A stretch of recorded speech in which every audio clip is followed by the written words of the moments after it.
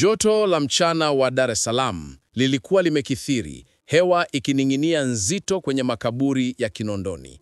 Sauti ya sala ya mchungaji ilipotea nyuma ya mawazo ya Grace, aliyesimama kwa maumivu ya moyoni na mwili, mimba yake ya miezi 7 ikijitokeza wazi kwenye gauni lake la maombolezo. Ndipo aliposikia sauti aliyokuwa akiijua vyema, lakini siku ya leo ilivuma kama mkuki moyoni. Saini hizi karatasi Grace. Sina namna nyingine ya kuendelea kuishi na wewe. Albert alisimama mbele yake akiwa amevalia suti nyeusi ya gharama, viatu vyake vikibonyeza udongo wa makaburi. Uso wake ulikuwa baridi, hauna huruma, kana kwamba hawa wawili hawakuwahi kushirikiana ndoto wala kutumainiana. Akatua bahasha ya manila juu ya faili la mazishi. Hizi ni hati za talaka. Nataka usisubiri hata dakika moja. Grace aligeuka taratibu, machozi yakiwa tayari kuelekea miguuni.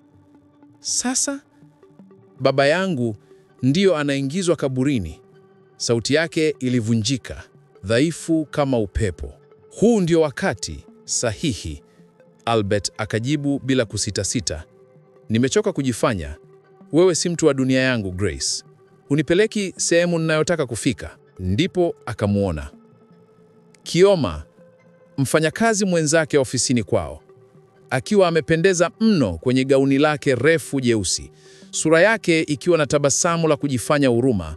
Mkono wake umeshikilia tumbo lake bapa, ishara iliyosema kila kitu. Grace alihisi pumzi yake ikimkatika. Kwa hiyo unaniruka kwa ajili yake? Sio kwa ajili yake, nimechoka tu. Albert akamtazama kana kwamba hawakuoana kanisani miaka 2 iliyopita. Kioma ananielewa na naye anatarajia mtoto. Ananifanya nihisi hai. Wewe unanifanya nihisi nimefungwa.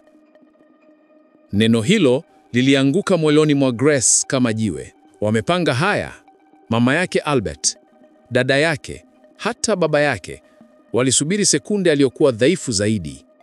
Mama yake, Mrs. Rees, alikuwa upande wa kulia chini ya mwambuli.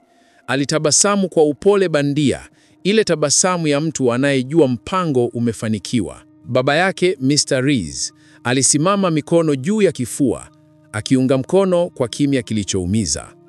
Watu waliokuja kutoa heshima za mwisho kwa Mr. James, baba wa Grace, sasa walikuwa wanawatazama wawili hawa kama sinema mbaya. Saini Grace. Albert akamsukizia kalamu. Huyu ndiye mwanaume aliyemwahidi milele. Huyu ndiye baba wa mtoto aliyekuwa tumboni mwake. Lakini macho yake hayakuonyesha hata tone moja la hofu, huruma, au hata wazo la kutunza heshima ya aliyekufa. Grace akatazama kaburi la baba yake likifunikwa na udongo. Mr. James, mtu mtulivu, mhasibu wa biashara ndogo, aliyekuwa akiendesha gari la kawaida, asiye na makuu wala kelele. Daima alimwambia, usikimbilie kuona watu walivyo, waache wajioneshe wenyewe. Ndipo Grace akachukua kalamu, na hapo makaburini ya Kinondoni, pembeni ya kaburi la baba yake akiwa mjamzito na amevunjika vipande vipande, akasaini talaka yake. Sauti ya karatasi ikipindika ilikuwa kama kukatika kwa kitu ndani yake. Sahihi yake ilikuwa ndogo, dhaifu, iliyochoka kama roho yake. Asante. Albert akachukua karatasi. Wakili wangu atakupigia kuhusu taratibu. Unaweza kubaki kwenye ile nyumba kwa sasa, mimi nitahamia kwa Chioma. Wakaondoka, wakiwa wameshikana mikono, wakiondoka kwenye uwanja wa mazishi na magari yao ya kifahari. Chioma akamtupia Grace lile jicho linalosema, nimeshinda. Grace alibaki hapo, mpaka udongo wa mwisho ulipoanguka juu ya jeneza la baba yake, mpaka watu wote wakaondoka, wakimwonea huruma na wengine wakimtazama kwa aibu. Alipiga goti chini. Papa, sijui nifanye nini. Machozi yakamtoka bila kujizuia. Ameniacha hapa, siku hii, mbele ya kaburi lako. Lakini upepo mkali uliovuma kutoka upande wa bahari ulimgusa kama kumbusho, kama sauti ya baba yake ikirudi. Na kitu ndani ya Grace kikabadilika. Hasira taratibu ikachanganyika na uchungu. Udhaifu kuongezeka kuwa nguvu. Kabla tujaendelea, naomba uniambia kwenye comment ni maneno gani mabaya mtu aliyokuambia ambayo mpaka leo unajitahidi kuyafanya yasifanikiwe. Yaani unajitahidi kumuonyesha kuwa unaweza. Niandikie hapo chini ili tutiane nguvu. Lakini pia usisahau kusubscribe, hapo chini. Okay, tuendelee. Lakini angejua, na siku hiyo itakapofika, Dar es Salaam itamjua Grace kwa jina jipya, na Albert atajilaumu zaidi ya mwanadamu yoyote. Alipovuta draw ya meza ya baba yake ilikwama. Akajaribu tena kwa nguvu hadi ikafunguka ghafla na kitu kiliteleza kutoka kwenye sehemu ya chini na kudondoka sakafuni. Ilikuwa bahasha ya rangi ya cream, imetunzwa vizuri, imefungwa na juu yake limeandikwa jina lake kwa mwandiko ule wa utulivu wa baba yake. Mikono ya Grace ilitetemeka alipoinua bahasha na kuivuta taratibu. Ndani kulikuwa na barua na ufunguo mdogo wa fedha uliong'aa. Mwanangu mpendwa Grace, kama unasoma barua hii, basi safari yangu duniani imefikia mwisho. Nilitamani usingehitaji kuiona, lakini nikijua mazingira unayoishi, nikijua watu walio karibu na wewe, niliona ni lazima niweke akiba ya usalama. Kwenye sanduku maalum namba 447 katika Benki ya Taifa, tawi la Posta, nimehifadhi hati ambazo zitabadilisha maisha yako. Kuna taarifa za akaunti, mali na uwekezaji nilioujenga kimya kimya kwa karibu miaka 40. Nilikujengea hili kwa ajili ya siku kama hizi, siku ambayo moyo wako ungeumizwa na watu ambao ulitarajia wakuwe bega kwa bega. Watu wakikuonyesha rangi zao halisi, waamini. Kisha tumia nilichokuachia kuinuka zaidi yao. Usimwamini mtu yoyote mpaka athibitisha anastahili. Linda maisha yako na mtoto wako. Kumbuka, subira ndio upanga mkali kuliko wote. Na kupenda kupita maelezo. Waonyeshe wanawake wa James wana thamani gani. Papa. Grace alirudia barua hiyo mara 3, macho yake yakikimbia mstari hadi mstari, na kila alipofika mwisho, moyo wake uliongezeka kasi. Akaunti, mali, uwekezaji. Lakini baba yake alikuwa mfanyabiashara wa kawaida tu, anayeishi kwa matumizi ya kawaida, anaendesha Toyota ya zamani, hivyo ndivyo kila mtu alivyoamini. Bila kupoteza muda, Grace alichukua kanga yake, akaweka taulo kichwani na kuingia kwenye gari. Aliendesha moja kwa moja mpaka Posta, moyo wake ukipiga kama ngoma. Chumba cha masanduku ya usalama kilikuwa baridi, kimya na cheupe. Afisa wa benki alipoondoka na kumwacha na sanduku namba 447, mikono yake ilitetemeka hadi ikawa vigumu hata kuingiza ufunguo. Sanduku lilipofunguka, pumzi yake ilikatika. Ndani kulikuwa na mafaili yaliyopangwa kwa umakini, mikataba ya majengo, taarifa za hisa, hati za mashamba na karatasi nyingi za benki. Na kwenye moja kulikuwa na namba moja iliyomfanya ashikwe na kizunguzungu. Dollars bilioni 1. Karibu trilioni 2 na zaidi za Kitanzania. Grace alikaa chini sakafuni, akiwa amezungukwa na hati ambazo zilipingana na kila alichowahi kumjua kuhusu baba yake. Mzee James hakuwa mtu wa kawaida, alikuwa mjanja kimya.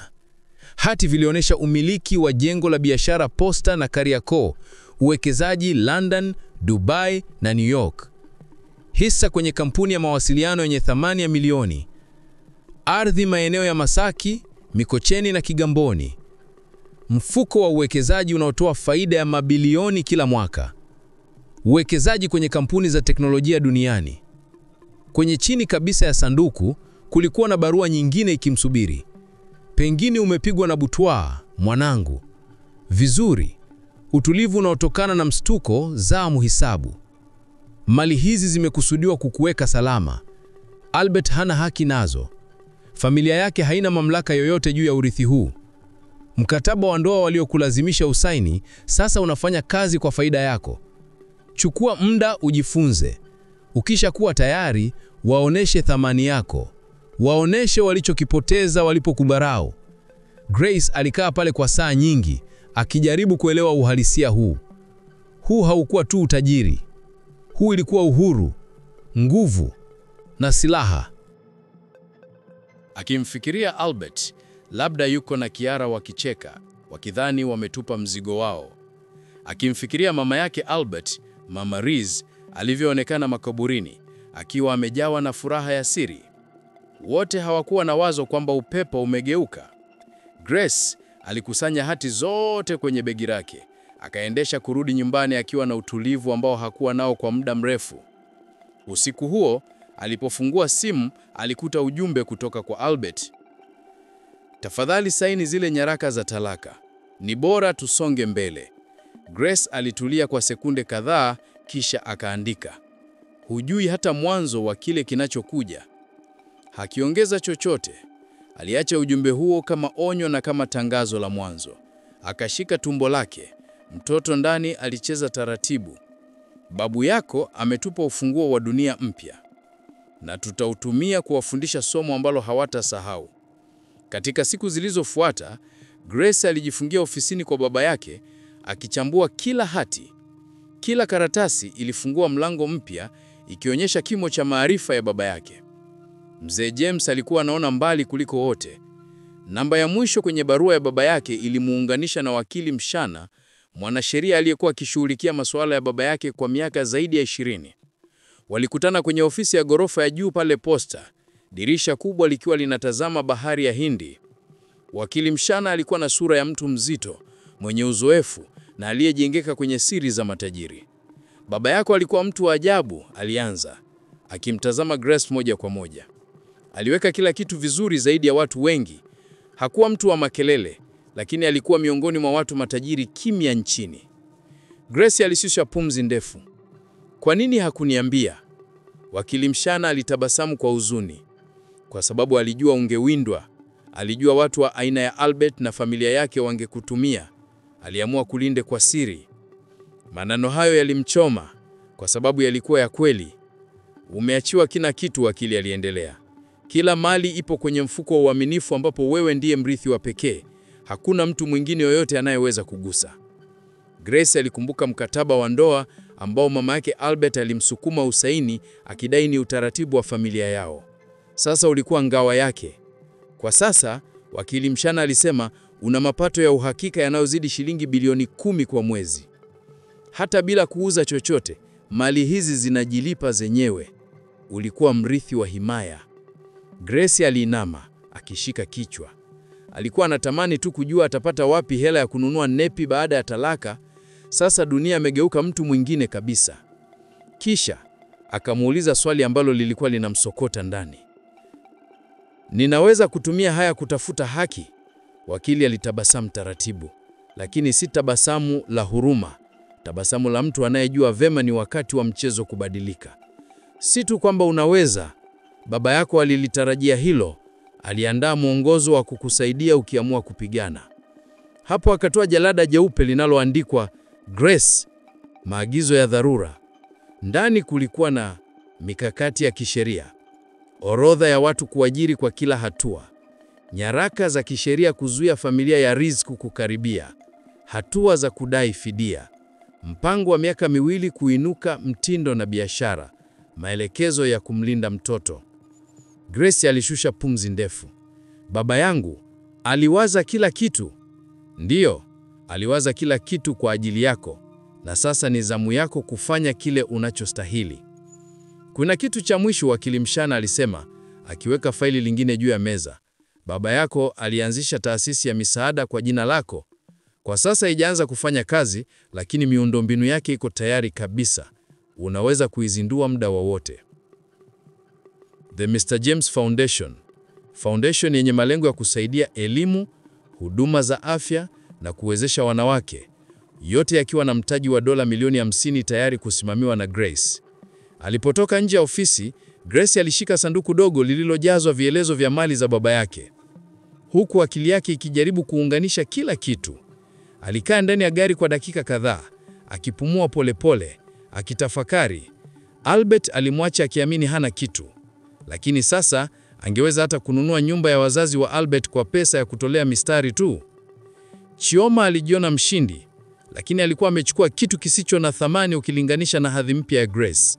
Simu ya Grace ilitetemeka. Ujumbe kutoka kwa Albert. Grace, huu pusuku unatosha sasa.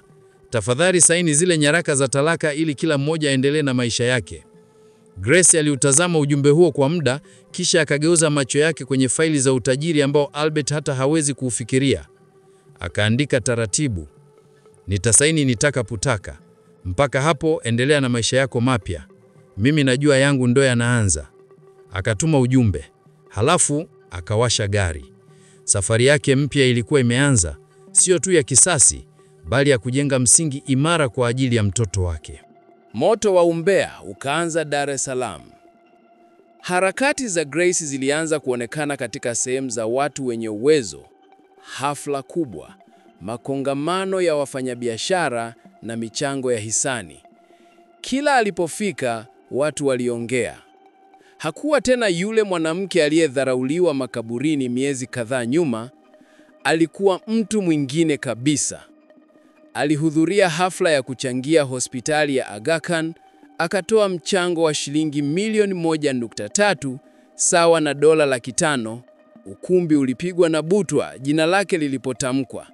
Mrs. Rees alikuwepo, na Grace aliona kwa macho yake jinsi mama mkwe wa zamani alivyotetemeka.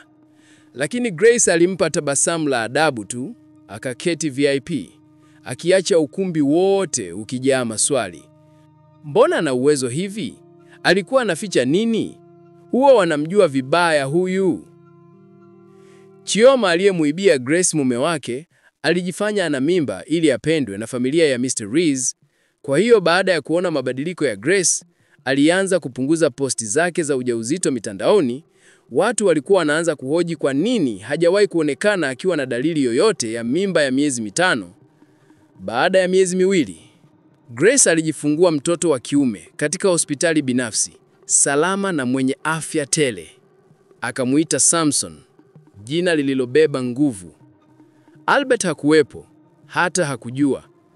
Siku chache baadaye, maua, kadi za pongezi na zawadi vikaanza kumiminika kutoka kwa watu waliotaka kuwa karibu na Grace. Sasa ilipoonekana wazi kwamba yeye ni mrithi wa mali ya Mr. James.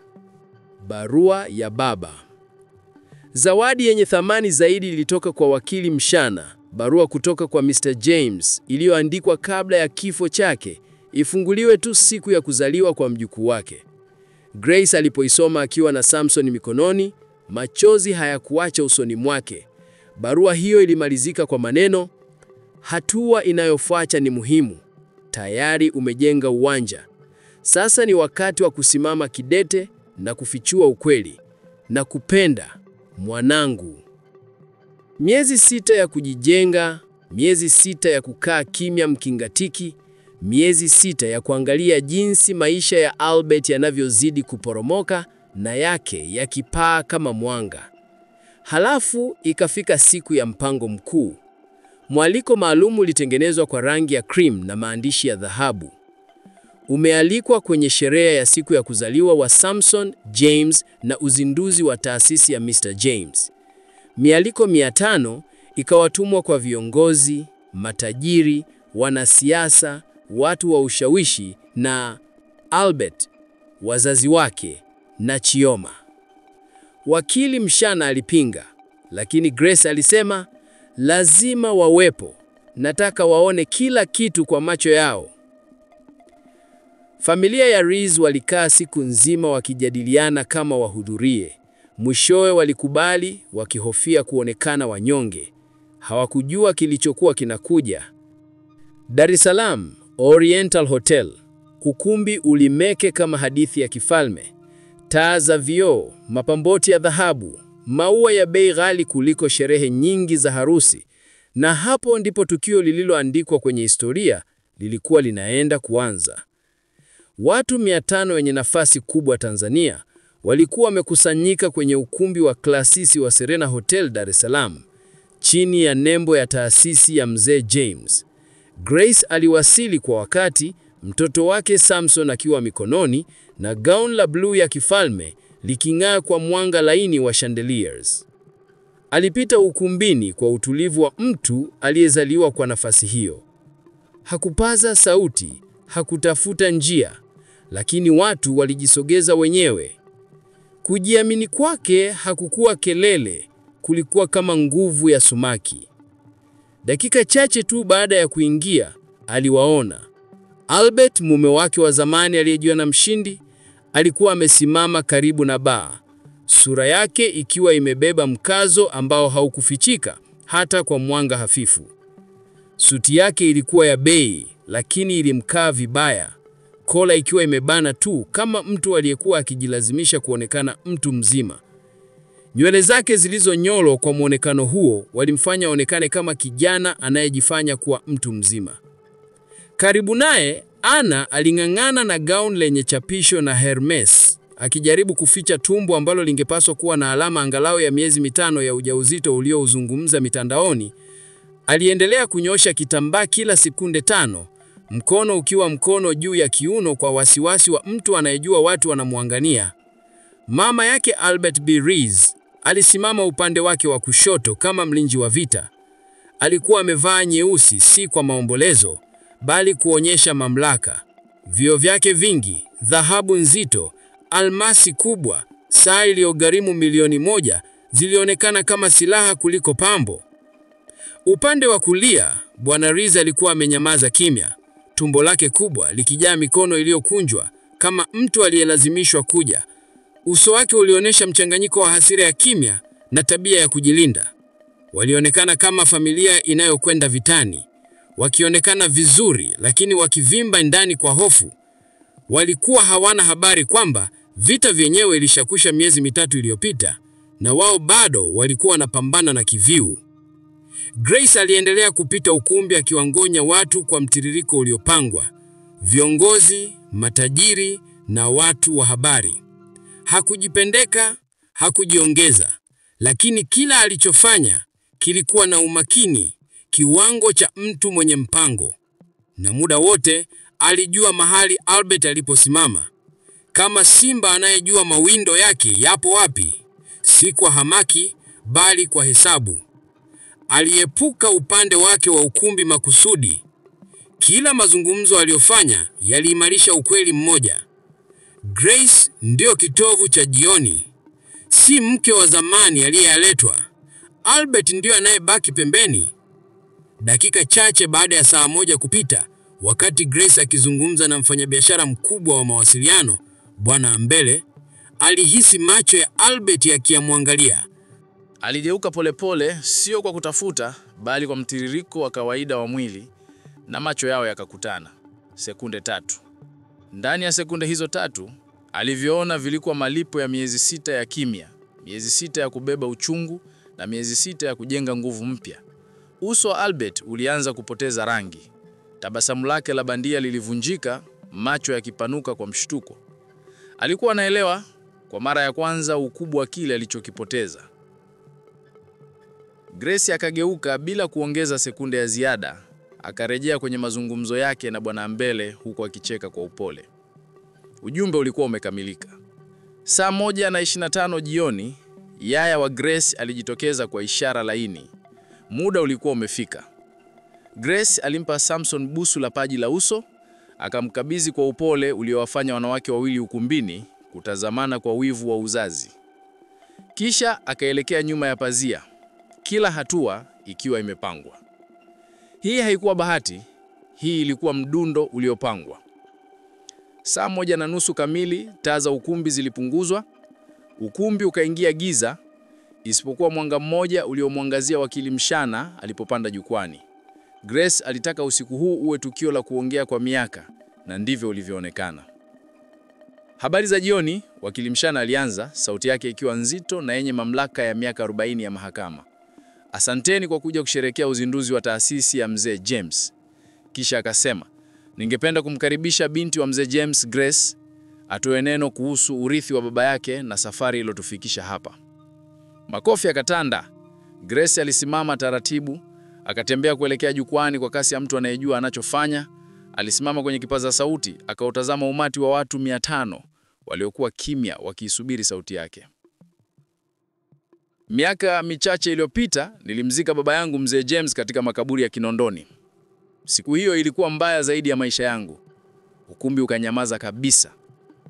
Nikiwa na ujauzito wa miezi 7, bado nikiwa kwenye kaburi lake, mume wangu Albert alinikabidhi karatasi za talaka, si kwa faraja, si kwa heshima. Hapana. Alinipa talaka juu ya kaburi la baba yangu, Mzee James. Mlio wa mshangao ukapita ukumbi mzima. Grace hakutetemeka. Nilijua maumivu ya kumpoteza baba yangu. Sikujua ningepata maumivu makubwa zaidi dakika chache baadaye. kutoka kwa mtu aliyepaswa kunilinda. Maneno hayo yakabaki hewani, mazito kama chuma. Grace hakutafuta mruma. Alisimama tu kwenye jukwaa akisema ukweli ambao moyo wake uliubeba kwa miezi mingi.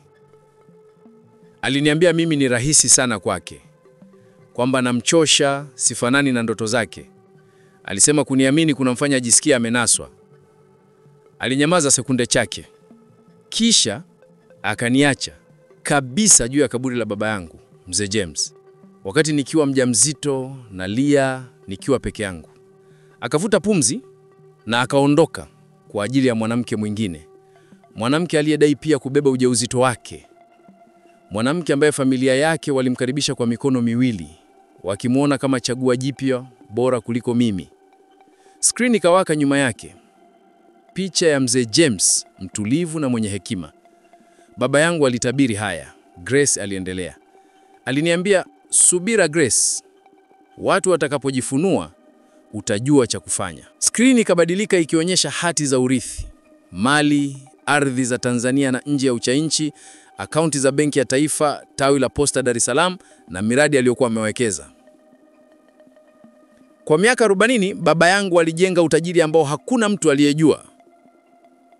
Himaya ya thamani ya zaidi ya bilioni 1, na akaniachia yote pamoja na maagizo. Maagizo ya kufanya nini nikisalitiwa. Screen ikawaka tena. Safari hii ujumbe wa miezi 8 kutoka kwa Albert na Kiara. Ujumbe wa kabla ya talaka, kabla ya mazishi, kabla hata ya madai ya ujauzito. Mume wangu wa kuondoka ghafla, Grace alisema kwa sauti ndogo ya uzito. Alifundishwa kuniacha. Na mwanamke aliyemwona kama njia ya kupata nguvu za familia.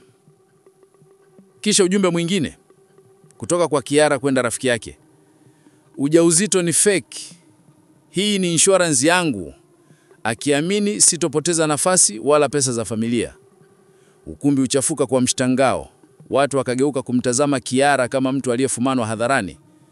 Grace aliendelea bila kupoteza mwelekeo. Haikuwa tu Kiara. Familia ya Riz ndio waliopanga yote. Walimshinikiza Albert kuniacha, walimwambia mimi ni mzigo kwake. Screen zikabadilika, barua siri za Bi Riz kutoka kwa Albert. Grace hafai. Toka, tutakusaidia. Kiara ni chaguo sahihi kwa uwezo wako. Bi Riz alitetemeka kwenye meza yake, uso ukibadilika rangi mara chache huku simu zikipigwa, video zikirekodiwa. Grace akamalizia, walimdharau baba yangu kama mtu wa kawaida, walinidharau mimi kama mwanamke asiye na nguvu, lakini leo kwenye ukumbi huu wa Dar es Salaam wamejifunua wenyewe. Alinyanyua uso wake akiwatazama watu moja kwa moja. Na sasa wanaona ukweli ambao walidhani hautowahi kuonekana.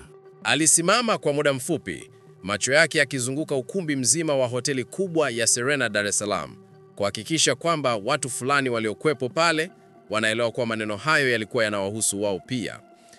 Baba yangu alijua ukweli mmoja mkubwa. Alisema kwa sauti iliyotulia lakini nzito. Alijua kuwa ulinzi bora ni kudharauliwa. Siku zote alijifanya hana chochote wakati akijenga utajiri wake kimya kimya. Na alinionyesha njia hiyo pia.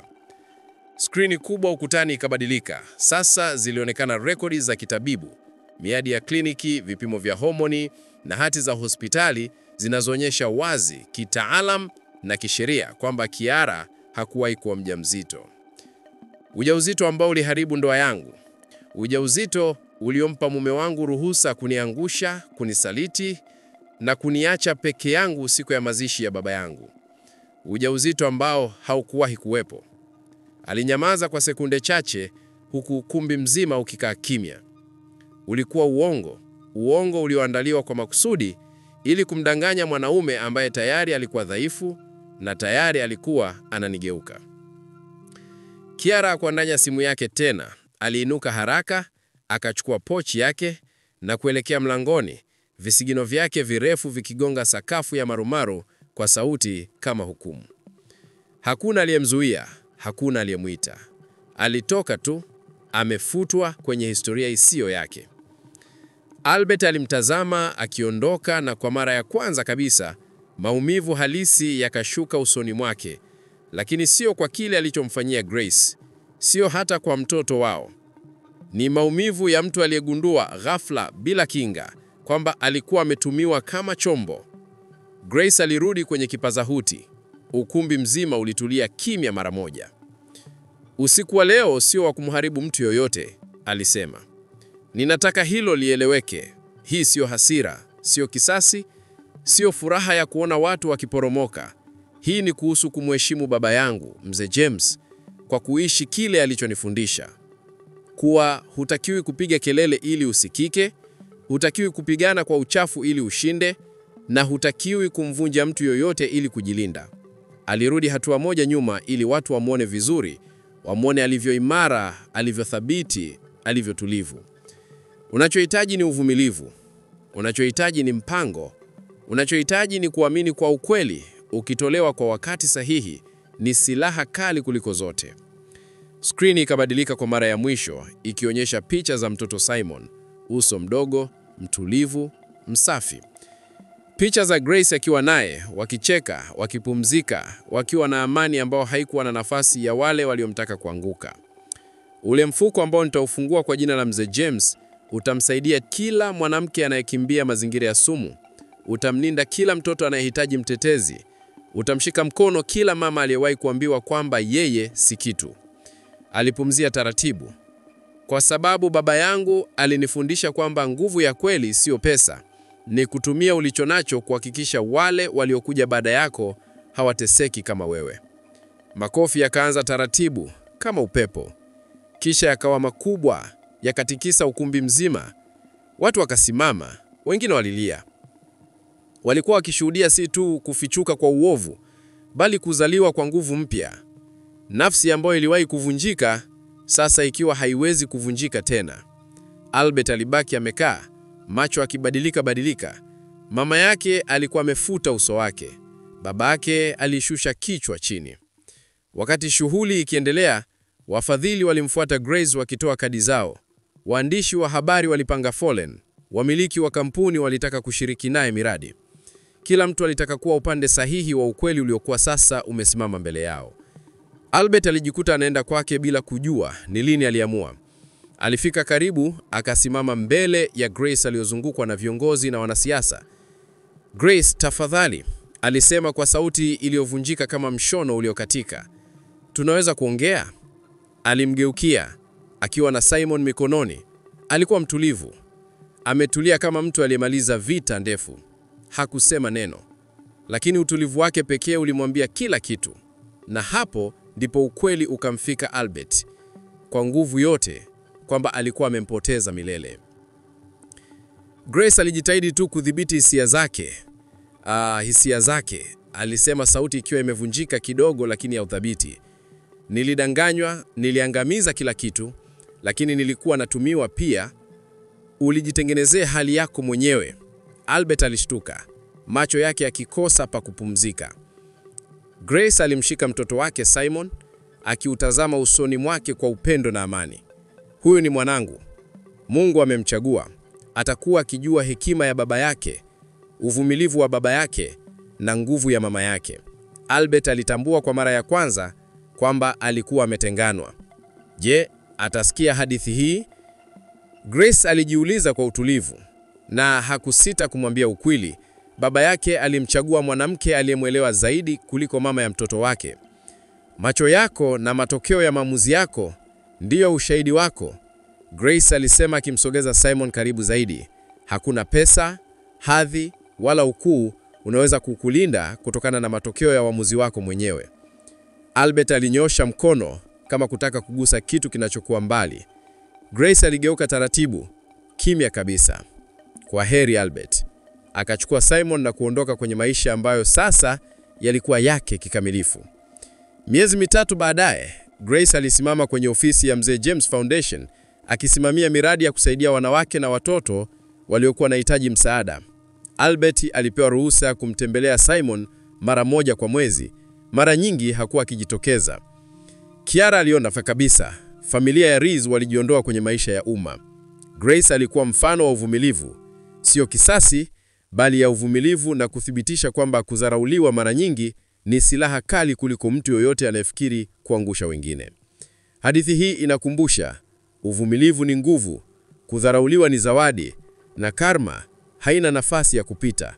Wakati sahihi, ukweli unang'ara. Huu ndo mwisho wa simulizi hii.